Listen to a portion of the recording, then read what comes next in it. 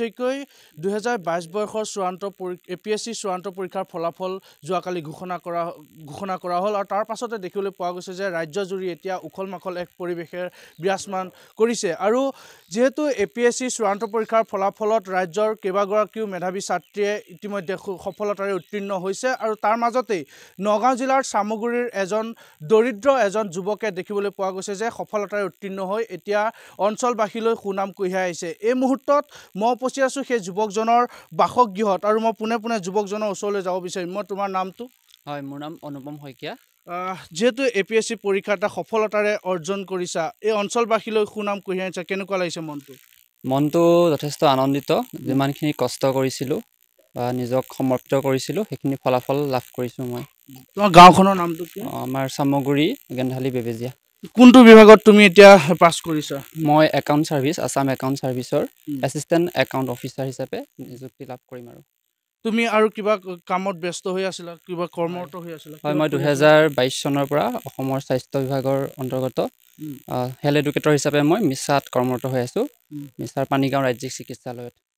যেহেতু তুমি অসম চৰকাৰ এটা বিভাগত তুমি কৰ্মৰত হৈ আছিলা, তাৰ মাজতো আন এক সফলতা, কি ক'বা এই সফলতা কেনেকৈ তুমি অৰ্জন কৰিলা? হয়, এই সফলতাৰ পথ সহজ নাছিলে। প্ৰতিজন লোকসেৱাৰ প্ৰস্তুতি কৰা ব্যক্তিয়ে বুজি পাব।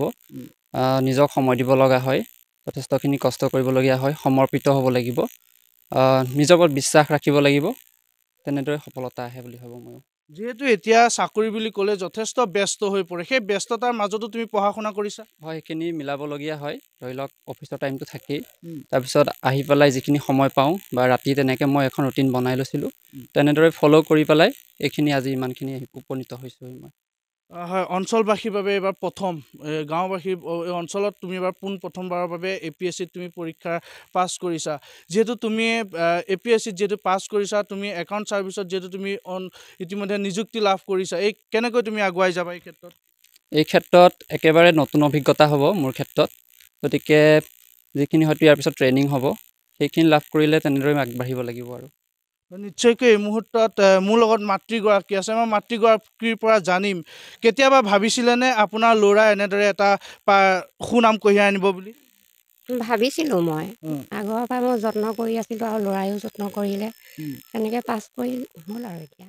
যিহেতু বিগত বৰ্ষসমূহত দেখিবলৈ পোৱা গৈছে এনেদৰে চাকৰি কিন্তু হোৱা নাছিলে, কিন্তু এইবাৰ কিন্তু দেখিবলৈ গৈছে APSCয়ে হওক বা বিভিন্ন বিভাগৰ চাকৰি হওক, বহু ল'ৰা ছোৱালীয়ে সুখ্যাতি অৰ্জন হৈছে।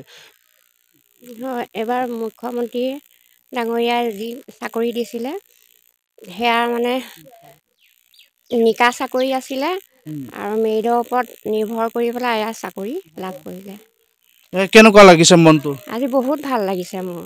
হয়, কি ক'ব এই ক্ষেত্ৰত ল'ৰা কেনেদৰে আগুৱাই যাব এই ক্ষেত্ৰত, বা এতিয়া যিহেতু তেওঁ ৰাইজৰ বাবে কাম কৰিব, এই ক্ষেত্ৰত কি ক'ব? এই ক্ষেত্ৰত তেওঁ কাম কৰিয়ে যাব, তেওঁ যিখিনি কৰিব লগা কাম আৰু।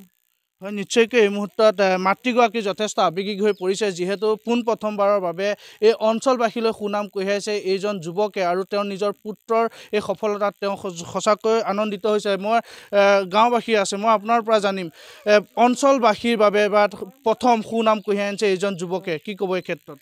এই ক্ষেত্ৰত কি ক'ম, মানে বহুত আনন্দিত, তাৰ কৰণীয় যিখিনি সেইখিনি কৰিব লাগিব। মই আমাৰ অনুপম শইকীয়াৰ মই বৰমাক হয়, গতিকে বহুত আনন্দ পাইছোঁ, ভাল লাগিছে, দুখ স্বীকাৰ কৰিছোঁ আৰু তাক লৈ পেলাই আমাৰ বহুত সপোন আছিলে, গতিকে সেই সপোন আজি সিদ্ধি কৰিলে, তাৰ কাৰণে বহুত আনন্দ লাগিছে, ভাল লাগিছে। কেতিয়াবা আশা কৰিছিলেনে এনেদৰে স্বচ্ছভাৱে বা নিকাভাৱে কেতিয়াবা এজন যুৱকে পঢ়া শুনা কৰিও এতিয়াও কিন্তু পঢ়া শুনা কৰি এতিয়াও যুৱক ঘৰতে বহি থাকিবলগীয়া হৈছিল, কেতিয়াবা এইবোৰ সপোন কেতিয়াবা ভাবিছিলেনে? ভাবিছিলোঁ, কিন্তু তথাপিতো ভগৱানৰ ওপৰত বিশ্বাস আছিলে, তেওঁ নিশ্চয় এদিন সহায় কৰিব আৰু সি যিমানখিনি কষ্ট স্বীকাৰ কৰিছিলে, সেই কষ্ট সি আজি ফলাফল মানে ভালেই পালে, তাৰ কাৰণে ভাল লাগিছে। মুখ্যমন্ত্ৰীগৰাকীলৈ কি আহ্বান জনাব, বা যিহেতু স্বচ্ছভাৱে নিকাভাৱে বহু ছাত্ৰ ছাত্ৰীয়ে মেধাৱী ছাত্ৰ ছাত্ৰীয়ে এই সফলতা অৰ্জন কৰিছে? মুখ্যমন্ত্ৰীৰ বাবে মানে কি, তেখেতে আমাৰ অসমতেই হওক বা ভাৰততেই হওক বহুত নিবনুৱা ল'ৰা ছোৱালীক সংস্থাপন দিছে, তাৰ কাৰণে ভাল লাগিছে।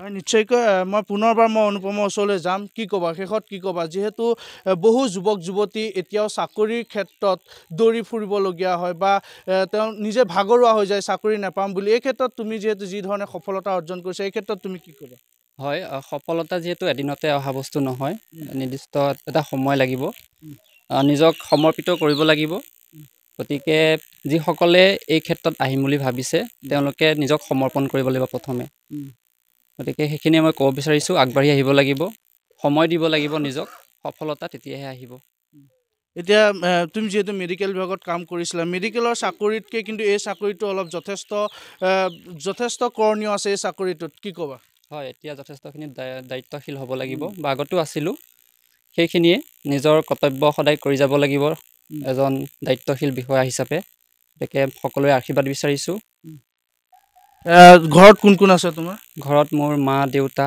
ভণ্টি আৰু পৰিয়ালৰে সকলো আছে আজি লগত নিশ্চয়কৈ এই মুহূৰ্তত মই অনুপম শইকীয়াৰ ভাষ্য এই মুহূৰ্তত শুনালোঁ ক'ব লাগিব যে আজি এই চামগুৰিৰ এই ভিতৰুৱা এটা অঞ্চল এই অঞ্চলটোৰ পৰাই দেখিবলৈ পোৱা গৈছে এই অঞ্চলটো এটা পিছপৰা অঞ্চল এটা ভিতৰুৱা অঞ্চল ইয়াৰ পৰা এইজন যুৱকে এতিয়া সুখ্যাতিৰে সফলতাৰে যি APSC যি পৰীক্ষা সেই পৰীক্ষাত তেওঁ সফলতাৰে